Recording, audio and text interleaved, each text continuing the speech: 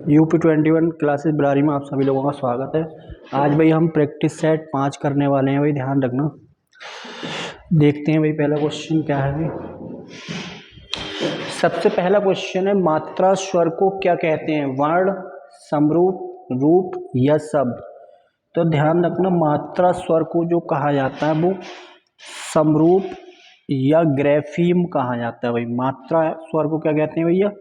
Graphene या समरूप कहा जाता है। तो ध्यान रखेंगे भाई। क्वेश्चन नंबर 2,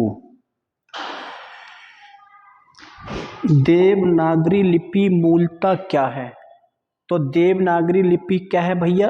अक्षरात्मक लिपि है। और ध्यान रखना, देवनागरी लिपि जो है ये बाईं से दाईं ओर लिखी जाती है। देवनागरी लिपि जो है बाईं से दाईं ओर लिखी जाती है भाई।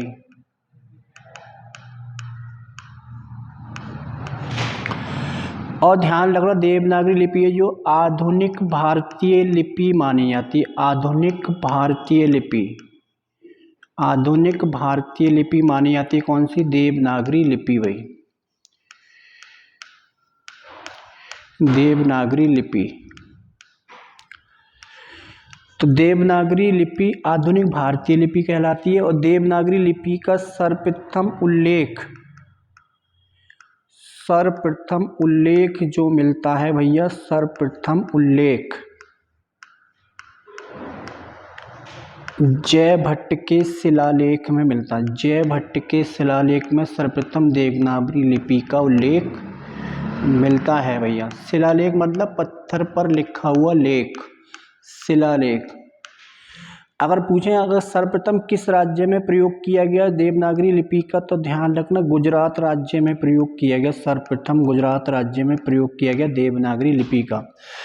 सही भाई, ध्यान रखना देवनागरी लिपि का सर्वप्रथम प्रयोग। अगर पूछें देवनागरी लिपि कौन कौन सी भाषा देवनागरी लिपि में लिखी जाती है, एक तो हिंदी भाषा की जो लिपि है वो कैसी है? देवनागरी। संस्कृत भी देवनागरी लिपि में लिखी जाती है भैया, ध्यान रखना। मराठी भाषा की लिपि पूछी जाती है भैया, मराठी भाषा की लिपि। और पूछी जाती है नेपाली किस लिपि में लिखी जाती है? तो ध्यान रखना देवनागरी लिपि में लिखी जाती है। तो देवनागरी मूलतः क्या है भैया? अक्षरात्मक लिपि है। देवनागरी लिपि का जो विकास हुआ वो ब्राह्मी लिपि से हुआ है। ब्राह्मी लिपि से देवनागरी लिपि का विकास हुआ है भाई। ब्राह्मी लिपि भारत की सबसे प्राचीन लिपि ब्राह्मी लिपि।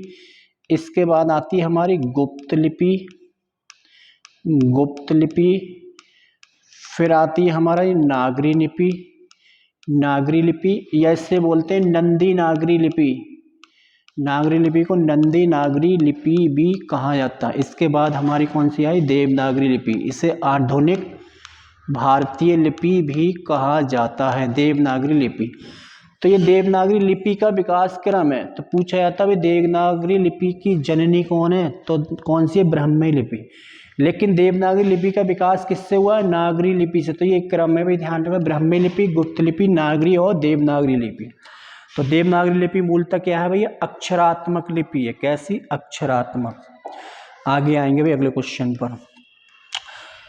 उच्चारण स्थान की दृष्टि से ग व्यंजन का सही रूप होगा। कंठ है भाई, स्पर्श है भाई, अघोष भी है। स्पर्श, अघोष, स्पर्श भी है, अघोष भी। ग बोला तो ग किस में आता है? क, ख, ग और घ, ड। सही है भाई। अब देखो मतलब जो है पहला और दूसरा किस में आता है? ये पहला और दूसरा किस में आएगा? ध्यान रखना भाई, पहला दूसरा जो आता है भाई, ध्यान रखना अघोष में आता है। तीसरा चौथा पांचवा किस में आता है? ये सघोष। तो अघोष नहीं होगा। तो भाई ध्यान रखना, यहां पर ये पहला दूसरा अघोष और ये क्या है भैया? तीसरा चौथा सघोष। तो ग क्या है? सघोष। अल्प प्राण, प्रत्येक वर्ग का पहला तीसरा पांचवा अल्प प्राण, तो ये है भाई। कंठ भी है, स्पर्श भी है, सगोश भी है, अल्प प्राण है। तो यही वाला आंसर, बी वाला आंसर सी ठीक होगा भैया, बी वाला आंसर ठीक हो। कंठ है, स्पर्श है, सघोष है, महाप्राण नहीं है। कंठ है, स्पर्श है, अघोष नहीं है, ना ही महाप्राण। तो आंसर कौन सा है भैया, बी वाला आंसर है। तो भाई इससे कैसे ध्यान रखेंगे, अघोष का मतलब जिसमें कंपन ना हो या गूंज ना हो, सघोष का मतलब जिसमें गूंज या कंपन हो। तो सबसे पहले कोई व्यक्ति काम करता है तो वो धीरे धीरे करेगा, तो धीरे धीरे का मतलब रिलेट करके पढ़ना, धीरे धीरे करेगा तो मतलब कंपन कम होगा।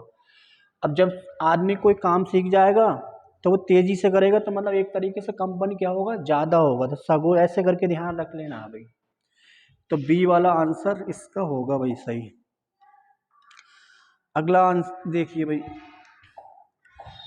प्रयत्न के आधार पर लय किस प्रकार की ध्वनि है, प्रकंपित। प्रकंपित होती है रे, और रे के होते हैं चार रूप। एक होता है रे ये वाला, तो ये वाला रे होता है स्वर सहित। रे के चार रूप होते हैं, ये होता है स्वर सहित। एक रे ये वाला होता है भैया, ये होता है भैया, ये भी कैसा होता है, स्वर सहित, मतलब इसमें स्वर होगा। तीसरा जो होता है वर्ण के नीचे ऐसे देखते हैं, तो ये वाला जो है ये, और ये मतलब इधर वाला जो है ये वाला होता है भैया हलंत, और ये वाला होता है स्वर, तो ये भी स्वर सहित होगा। ये भी कैसा है भाई, स्वर सहित होता है भैया। रे के चार रूप, एक होता है ऊपर तैरता हुआ रे, हमेशा होता है स्वर रहित, स्वर रहित। और जिस भी वर्ण पर ये वाला रे लगा होगा उसका उच्चारण हमेशा कैसे होता है भैया, पहले होगा। तो रे के तीन रूप है, मतलब इसके साथ भी स्वर होगा, इसके साथ भी स्वर होगा, और ये कैसा होगा, स्वर रहित मतलब आधा होगा ये वाला। तो ध्यान रखना प्रकंपित के बारे में। रे संघर्षशील से है, ये क्या है, संघर्षशील। पार्श्विक क्या है, ले। उच्छिप्त डे और ढे। उच्छिप्त को ताड़नजात भी कहते हैं, ताड़नजात, ताड़नजात वर्ण। द्विगुण व्यंजन भी कहते हैं भैया, और इन्हें द्विपृष्ठ भी कहा जाता है। इनकी संख्या कितनी है, दो।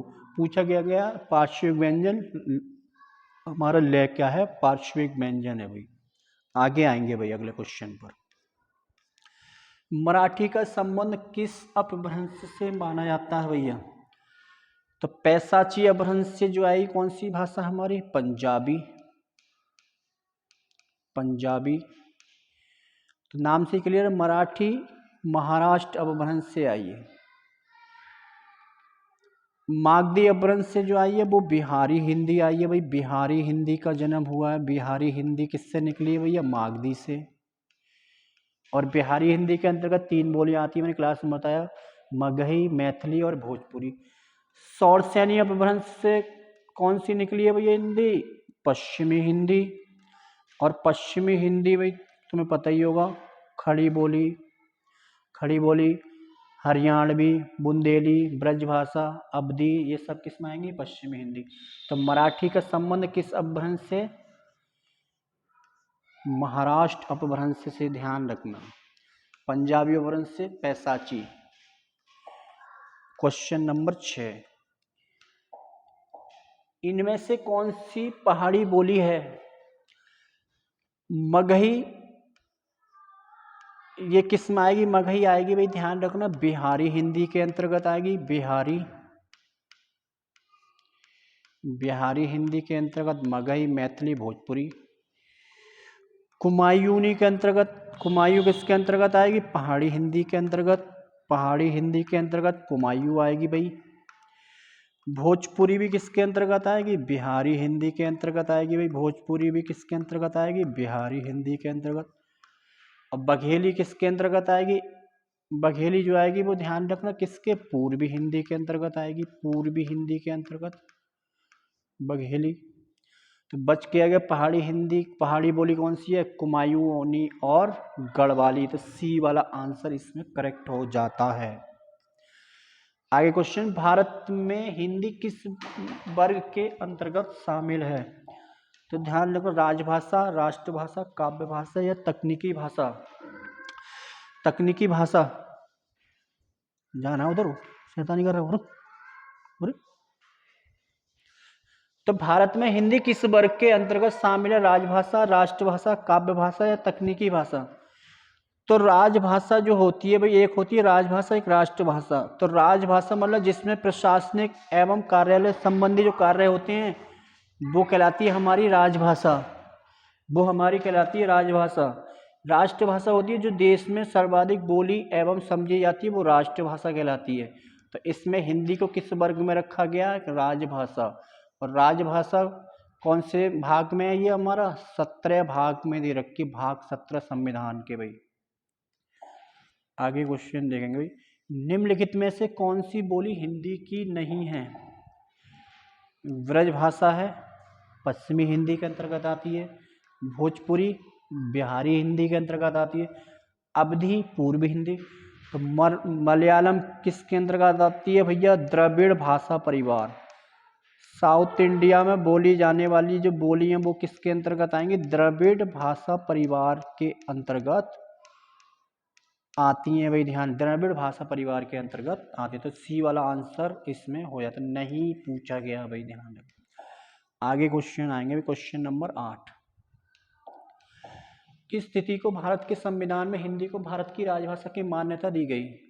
हिंदी को किस तिथि को? तो हिंदी को दी गई भैया 14 सितंबर 1949। इसलिए 14 सितंबर को 1949 को क्या मनाते हैं भैया? हिंदी दिवस। हिंदी दिवस।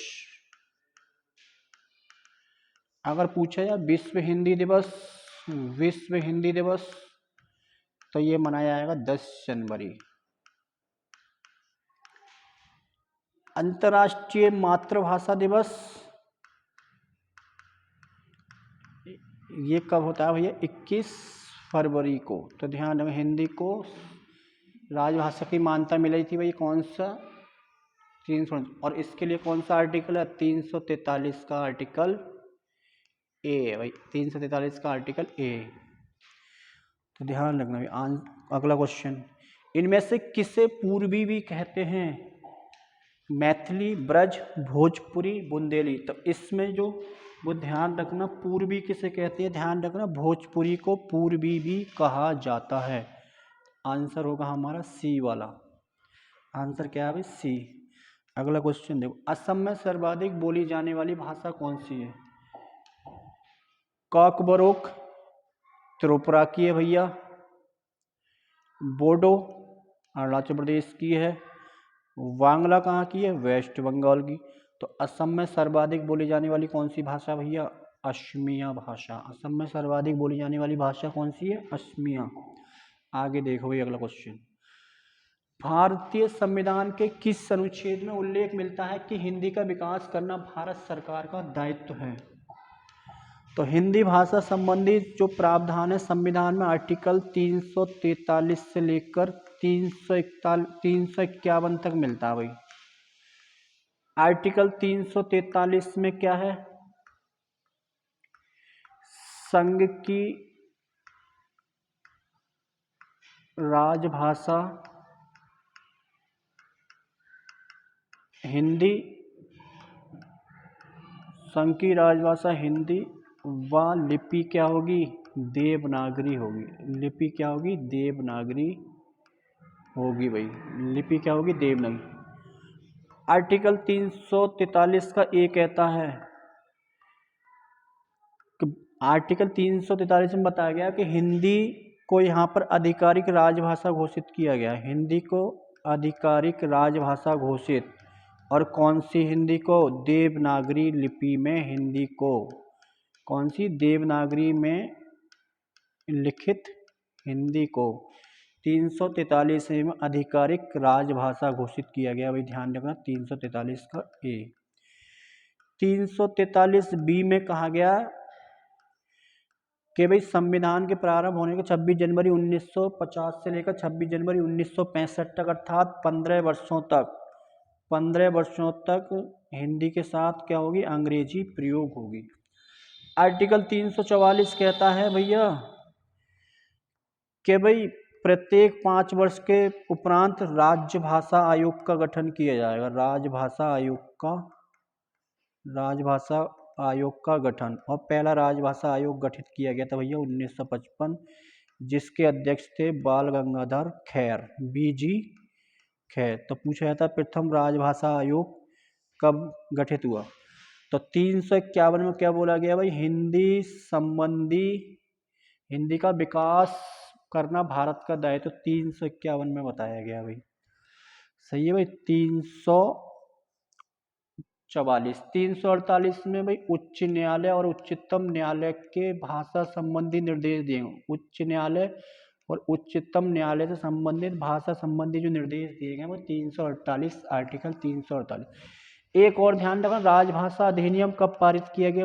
ध्यान रखेंगे भैया 1963, राजभाषा एक्ट, राजभाषा अधिनियम 1963।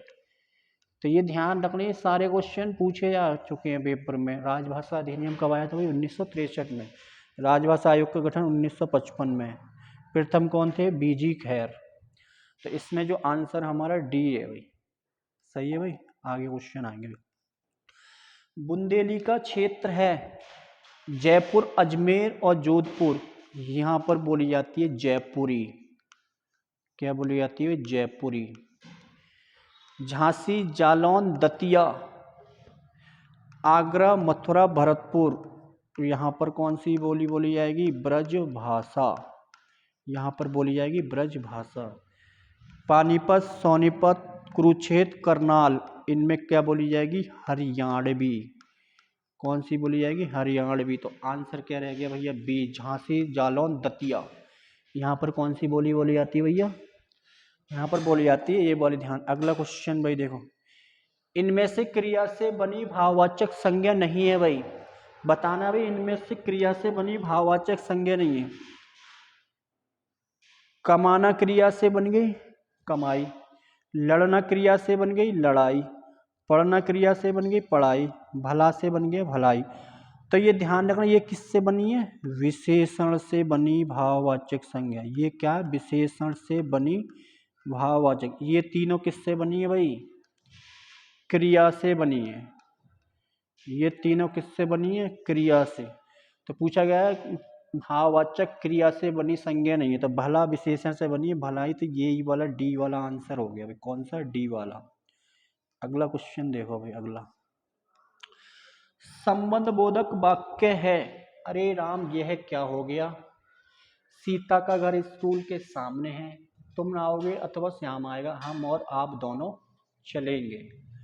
हम और आप दोनों चलेंगे। तुम आओगे अथवा श्याम आएगा, हम और आप चलेंगे। तो ये कौन से भैया? समुच्चय बोधक अव्यय हैं। ये कौन से? समुच्चय बोधक अव्यय। अरे राम, तो यहाँ पर विस्मयार्थी बोधक बताए। सीता का घर स्कूल के सामने है। सीता का घर स्कूल के सामने है, तो के सामने। अगर भाई ध्यान रखना, क्रिया विशेष अगर किसी संज्ञा मतलब किसी परसर के बाद, किसी कारक चिन्ह के बाद अगर क्रिया विशेषण का प्रयोग कर देते हैं तो वो कहलाता है संबंध बोधक। तो ध्यान रखना, अगर कारक के बाद या परसर के बाद क्रिया विशेषण का प्रयोग कर देते हैं तो वो कहलाता है भैया संबंध बोधक। सामने किस प्रकार का क्रिया विशेषण है भैया? सामने ये बता रहा है स्थानवाची क्रिया विशेषण।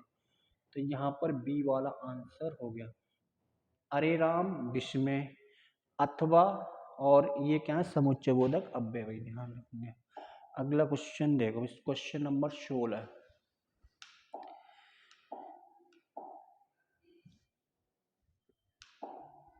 कहाँ चला गया भाई?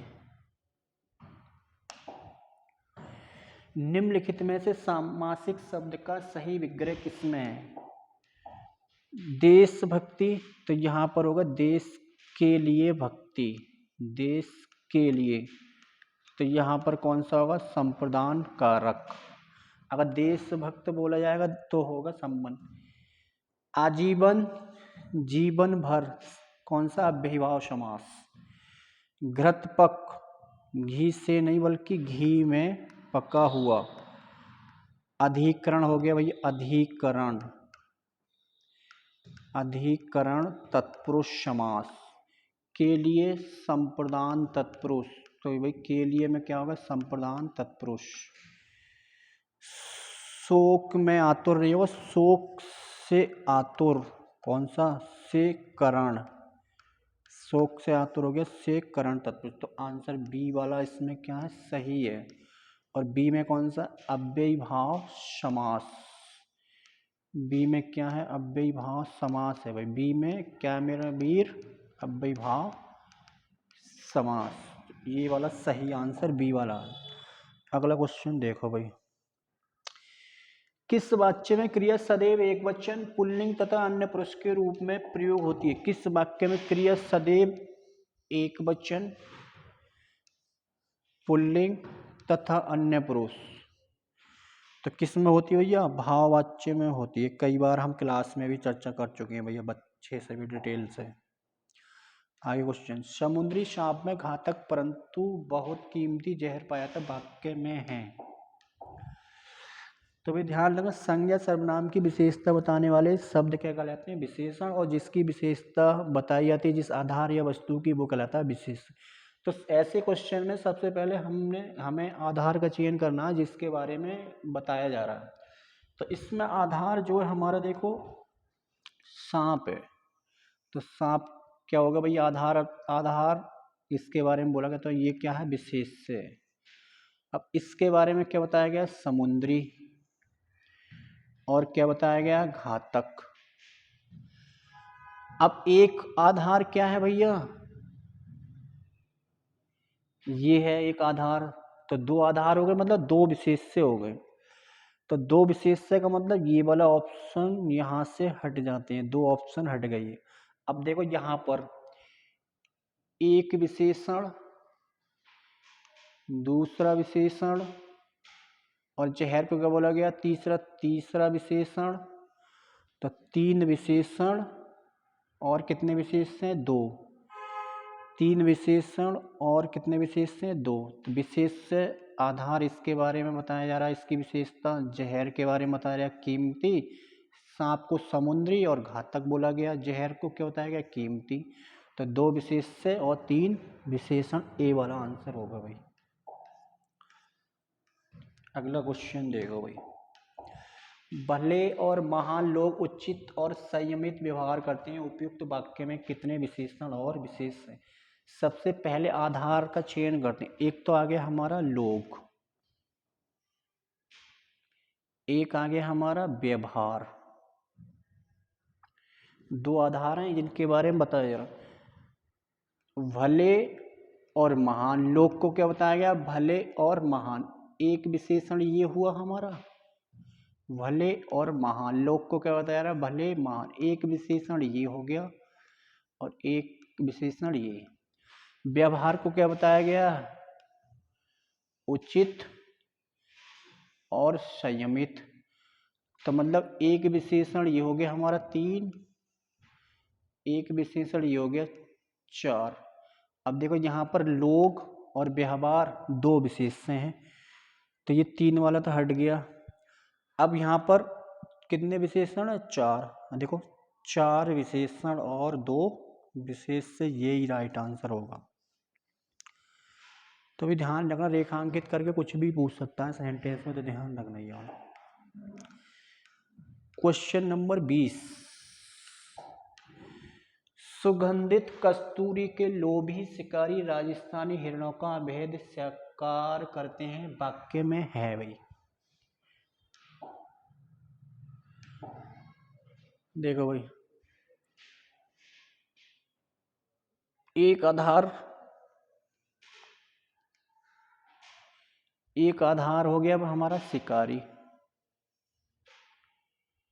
एक आधार हो गया हमारा हिरण, और एक हो गया ये वाला शिकार।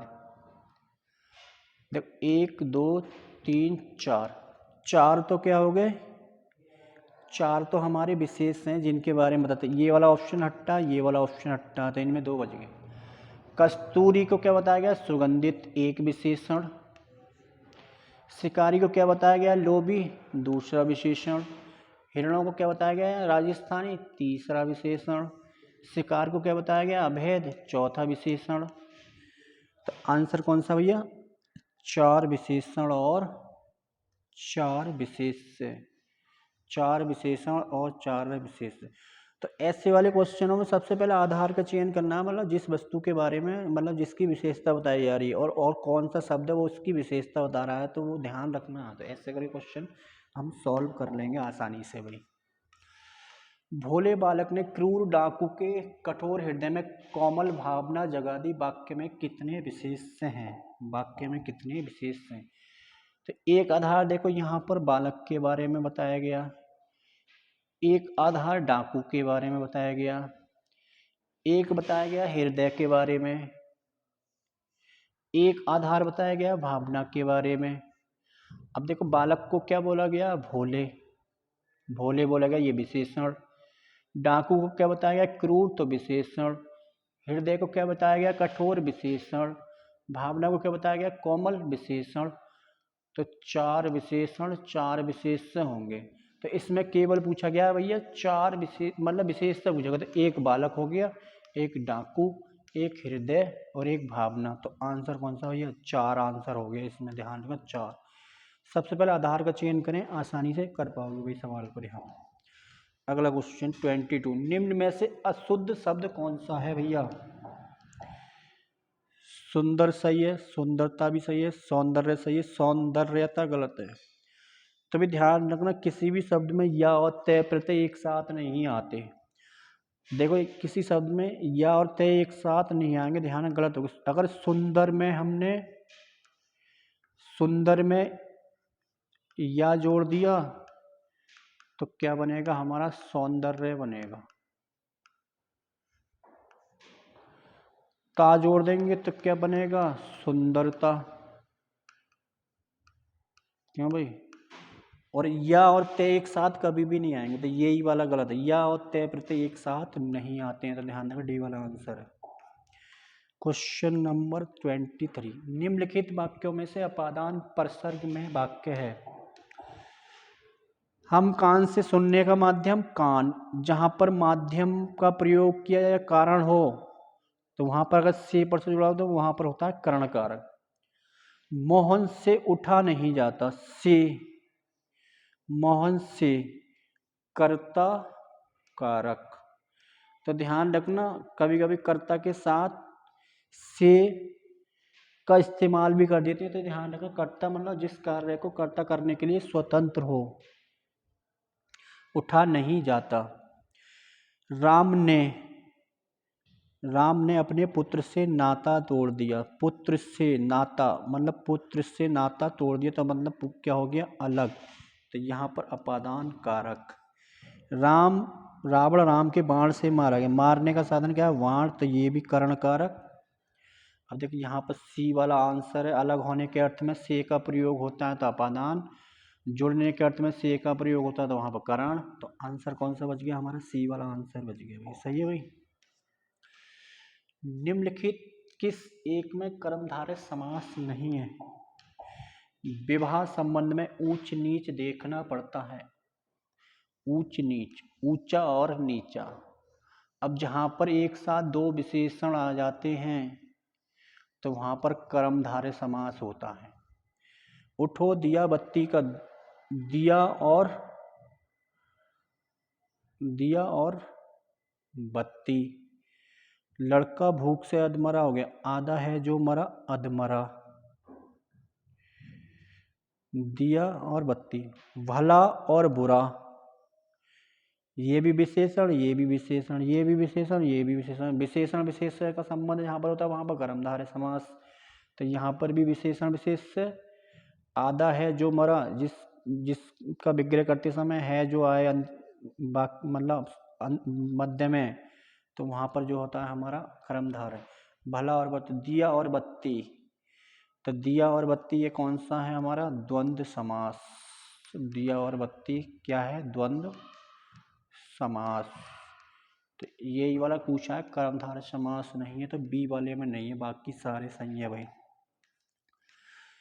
इनमें से किस वाक्य में विशेषण की उत्तम अवस्था प्रयुक्त हुई है? उसने सुंदर चित्र बनाया। उसने सुंदर चित्र बनाया, तो यहाँ पर तुलना की गई है भैया। उसने सुंदर चित्र बनाया, तुलना है यहाँ पर तुलना नहीं है, तो ये मूल अवस्था, तुलना नहीं है बल्कि ये कैसा है? मूल अवस्था। उसने सुंदर चित्र बनाया, तो ये कैसी है? मूल अवस्था। सुंदर विशेषण, तो वह मुझसे बड़ा है, मुझसे, तो तुलना हो रही है दो में, तो ये क्या है? तुलना। ये तो क्या है? उत्तमा। वह मुझसे बड़ा है, तो ये है भैया उत्तरावस्था। उत्तरावस्था, जहां पर दो वस्तुओं के मध्य तुलना होती है वहां पर होता है उत्तरावस्था। वह अच्छी अच्छी कहानियां सुनाता, तो यहाँ पर कहीं तुलना की गई, तुलनात्मक, तो मूल अवस्था में ध्यान रखना, तुलनात्मक रूप नहीं होता ये, तो ये भी क्या है? मूल अवस्था। जब दो या दो से अधिक वस्तुओं में किसी को सबसे कम या ज़्यादा बताया जाता है तो वहाँ पर होता है भैया उत्तम वस्तु। तो यहाँ पर बोलेंगे सबसे होशियार, मतलब सबसे होशियार। तो यहाँ पर जैसे देखो, यहाँ पर बताता हूँ मैं एक एग्जाम, जैसे मैंने लिया होशियार विशेषण है भाई, होशियार विशेषण, तो यहाँ पर ये तुलनात्मक रूप नहीं है, तो ये कहलाएगा मूल अवस्था। मैंने बोल दिया से होशियार, से होशियार मतलब उत्तरावस्था। सबसे होशियार, सबसे होशियार, तो ये उत्तम अवस्था। तो आंसर यहाँ पर से और सबसे से करके ध्यान रखना, पहचान लेते हैं। क्वेश्चन नंबर 25, इनमें से किस सामासिक पद का विग्रह गलत है? यथाक्रम, क्रम के अनुसार, अव्ययी भाव, आधा है जो मरा हुआ, कर्मधार है, मंत्रियों के लिए परिषद नहीं होती, मंत्रियों की परिषद, मंत्रियों की परिषद, तो क्या है? संबंध। पांच पात्रों का समूह, देखो समूह, तो सी वाला गलत है। अगर हमारा होता है विधान परिषद, विधान का मतलब होता है कानून, और इसका जो विग्रह हुआ वो कानून के लिए परिषद या विधान के लिए परिषद, तो यहाँ पर होगा संप्रदान। लेकिन मंत्री परिषद में ध्यान रखना, मंत्रियों की परिषद होती है, के लिए नहीं होगा, तो यहाँ पर ध्यान रखना। तो इसमें सी वाला आंसर गलत था भाई। निम्नलिखित में से कर्तवाच्य वाक्य चिन्हित कीजिए भाई। पुस्तक अलमारी में रखी जाती है, तो यहाँ पर कर्ता को छिपा दिया गया है, ऐसे भाई कर्ता को छिपा दिया, रमेश के द्वारा, रमेश के द्वारा पुस्तक अलमारी में रखी जाती है, तो यहाँ पर कर्ता को छिपा दिया भैया, तो ये कौन सा हो गया हमारा? कर्म वाच्य। जहां पर अगर ने प्रसर्ग दे रखा है कर्ता के साथ, तो वहां पर आंसर होता है हमारा कर्तवाच्य। कर्ता के साथ ने प्रसर्ग होने पर क्रिया सकर्मक होगी, भूतकालिक होगी, और वाच्य कैसा होगा? कर्तवाच्य। छात्रों द्वारा, अगर कर्ता के साथ द्वारा का इस्तेमाल, तो वहां पर कर्म। दरवाजे पर ताला लगा दिया जाए, तो यहाँ पर बच्चों के द्वारा, यहाँ पर भी कर्ता को छुपा दिया गया, तो आंसर कौन सा? कर्तवाच्य वाला, ये वाला। इसमें भी कर्मवाच्य, इसमें भी कर्मवाच्य, इसमें भी कर्मवाच्य, तो आंसर क्या है? वी वाला आंसर इसमें राइट है भाई। अगला क्वेश्चन देखो भाई। कल्पना शिक्षा में एक प्रत्यय का प्रयोग करने से शब्द बनेगा, तो कल्पना में एक प्रत्यय जोड़ने पर एक प्रत्यय के कारण प्रारंभ में आने वाले स्वर का क्या हो जाएगा? दीर्घीकरण हो जाता है एक प्रत्यय के। तो कल्पना में एक प्रत्यय जोड़ेंगे तो प्रारंभ में आने वाले स्वर का क्या हो जाएगा? दीर्घीकरण, तो ये बन जाएगा हमारा काल्पनिक। और शिक्षा में एक प्रत्यय जोड़ेंगे तो शैक्षिक बन जाएगा। क्या बन जाएगा? शैक्षिक बन जाएगा। क्लास में बहुत अच्छे से बताया गया होगा सब कुछ, बढ़िया ट्रिक से बताया गया होगा। निम्न में से सकर्मक क्रिया का उदाहरण चुनिए। हंसना, गीता हंस रही है, हंसना हमेशा अकर्मक क्रिया, उड़ना हमेशा अकर्मक क्रिया, सोना अकर्मक क्रिया, गगन आम खाता, क्या खाता भैया? आम। जहाँ पर उत्तर की प्राप्ति हो जाती है वो वहाँ पर होता है सकर्मक क्रिया। तो यहाँ पर सी सकर्मक। खाना, हम देखो हंसना उड़ना, सोना या कर्मक है, लेकिन खाना कैसी क्रिया, सकर्मक। तो यही सी वाला आंसर होगा भाई, सही है। इनमें से किस शब्द में या प्रत्यय नहीं है, इनमें से किस शब्द में या प्रत्यय नहीं है। देखो जिस जिस शब्द, अगर किसी शब्द के अंत में या दे रखा है, अगर किसी शब्द के अंत में या दे रखा है और उससे पहले आधा वर्ण है, किसी शब्द के पहले मतलब किसी शब्द में या दे रखा है, उससे पहले आधा वर्ण है, तो वहां पर प्रत्यय क्या होगा, या प्रत्यय होगा। यहाँ पर भी या प्रत्यय, यहाँ पर भी या प्रत्यय। अगर किसी शब्द के मतलब किस शब्द के अंत में या है, उससे पहले आधा वर्ण है, तो वहां पर क्या प्रत्यय होगा, या प्रत्यय। अगर किसी शब्द के अंत में या है और उससे पहले पूरा वर्ण है, मतलब वर्ण कैसा है, पूरा, तो मतलब या से पहले आने वाले स्वर को मिलाकर प्रत्यय बना दिया, या से पहले आने वाले स्वर को मिलाकर क्या बना देंगे, प्रत्यय बना देंगे। जैसे यहाँ पर भारत, या से पहले आधा वर्ण नहीं है, तो या से पहले आने वाले स्वर को मिलाकर प्रत्यय बना देंगे, तो ये बन जाएगा हमारा भारत प्लस या से पहले क्या है, वड़ी, तो ये बन गया भारतीय। अब सुंदर में या प्रत्यय लगाएंगे तो सौंदर्य बन जाएगा, या प्रत्यय के कारण शुरू में आने वाले ऊ का क्या बन जाएगा, ओ बन जाएगा। सुंदर में या प्रत्यय,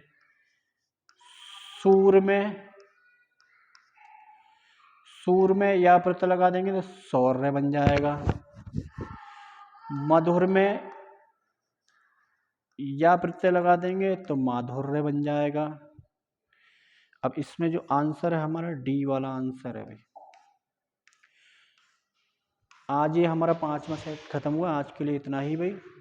कल फिर मिलते हैं अगले प्रैक्टिस सेट के साथ, तब तक के लिए बाय बाय। सही है भाई।